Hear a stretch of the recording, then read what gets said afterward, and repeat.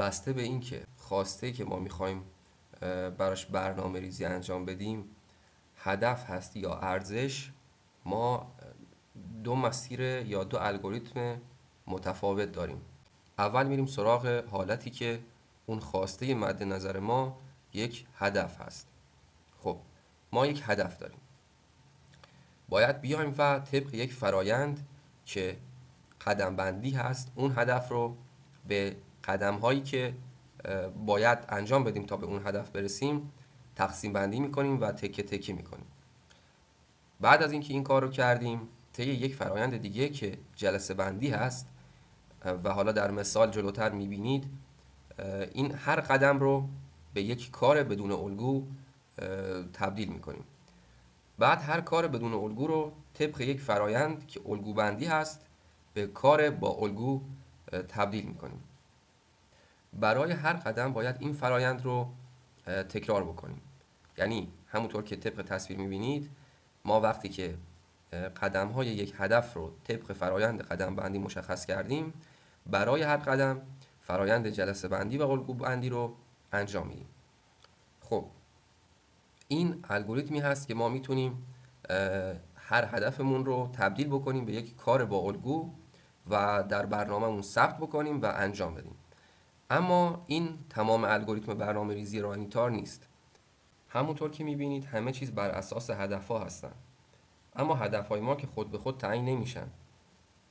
این ما هستیم که باید طی فرایند تعیین هدف اهدافمون رو تعیین کنیم که این کار رو بر اساس زندگی نامه مطلوبمون انجام میدیم.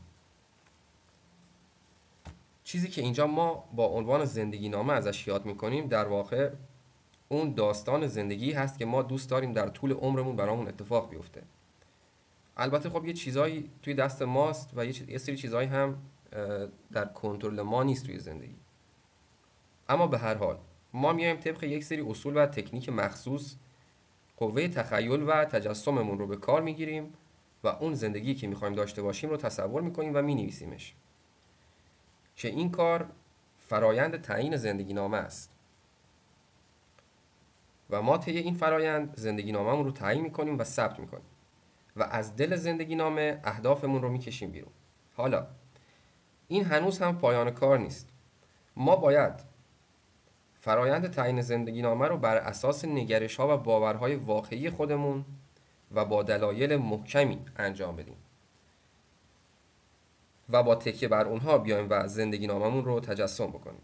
که خب این مورد آخر، یعنی نگرش ها و دلایل و تعیینشون رو شما فعلا نادیده بگیرید.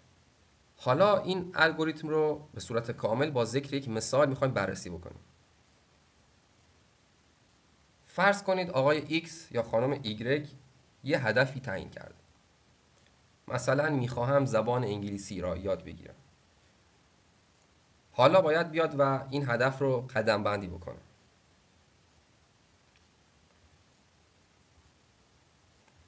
خب این مواردی که شما میبینید اقداماتی هست که این آقا یا خانم رفته حالا بررسی کرده و نشسته فکر کرده و اینجوری قدم بندی کرده که خب ما کاری به درست یا غلط بودنش نداریم و صرفاً به عنوان مثال یک سری قدم هایی رو که میشه به این هدف رسید رو ذکر کردیم.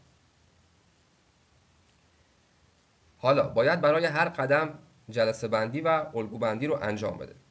اینجا ما صرفاً قدم اول رو به عنوان مثال این کار رو براش انجام میدیم. تصمیم در مورد نحوه یادگیری که قدم اول هست، این آقا یا خانم تصمیم میگیره که 7 جلسه 1 ساعته رو اختصاص بده برای این که در نهایت تصمیمش رو بگیره که میخواد به صورت مثلا خود آموز زبان انگلیسی رو یاد بگیره یا از طریق یک مؤسسه شروع به آموزش و یادگیری بکنه. خب پس تعداد جلسات و زمان اون رو میاد مشخص میکنه که این رو ما بهش میگیم جلسه بندی. اینجا ما 7 جلسه 1 ساعته از یک کار رو داریم که هنوز الگویی براش مشخص نکردیم. در ادامه طی فرایند الگو بندی که این آقا یا خانم میاد به این صورت الگوبندی رو انجام میده برای این قدم که به صورت یک روز در میان، یعنی با الگوی تکرار یک روز در میان میخوام که این 7 جلسه یک ساعته رو انجام بدم.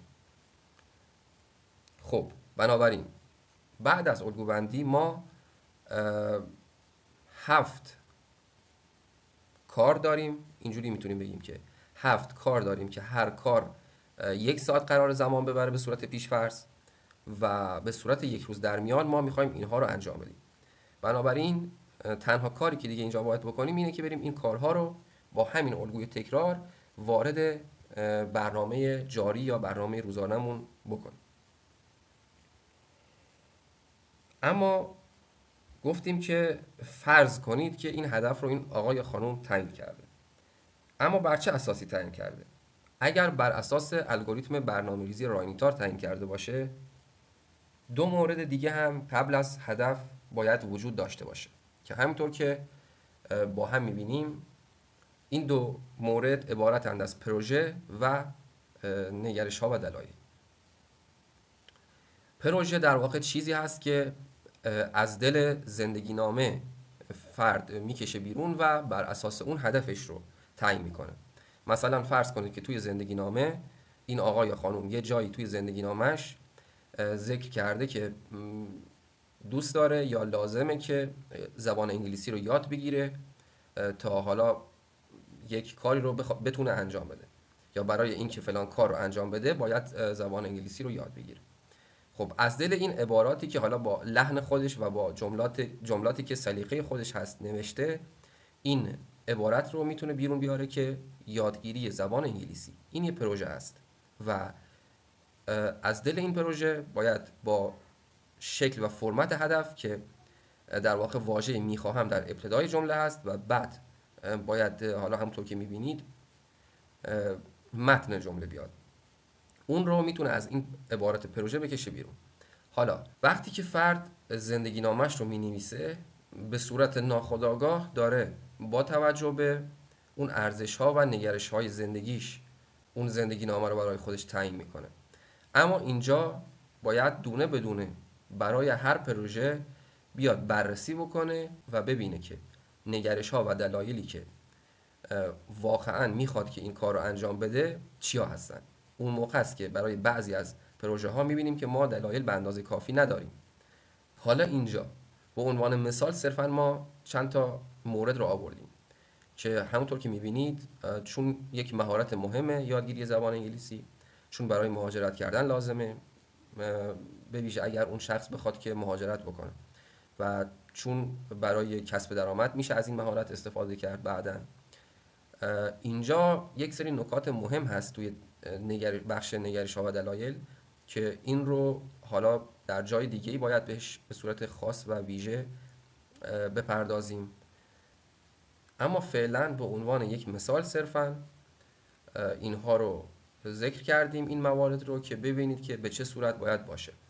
شما باید دلایلی رو ذکر بکنید که واقعاً براتون مهم هستن و واقعاً دلیل هستن، یعنی شما به این دلایل الان میخواید وقت و انرژی و خلاصه 4 سرمایه و سرمایه های دیگه زندگیتون رو بذارید روی این پروژه و اون دلایل باید به اندازه کافی محکم باشن. خب این از بخش در واقع این از الگوریتم تعیین هدف. اما گفتیم که یک خواسته ممکنه که ارزش باشه. حالا باید در ادامه بریم و بررسی بکنیم ببینیم که اگر یک خواسته ارزش باشه ما چجوری باید باهاش رفتار بکنیم.